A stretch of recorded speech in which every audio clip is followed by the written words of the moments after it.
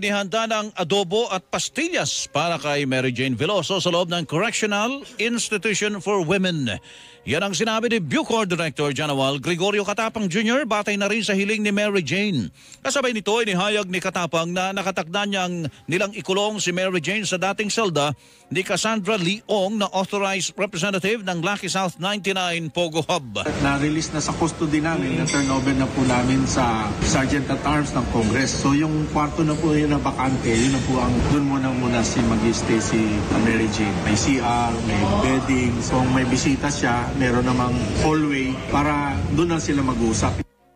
Anya, makakapiling lamang ni Veloso ang kanyang pamilya sa Correctional Institution for Women matapos ang 5 araw na quarantine protocol. May countdown tayo niyan ng 5 days. Tama-tama sa bispiras ng Pasko, pwede yung family visit whole day yun. Ang tinig ni Bureau of Corrections Director General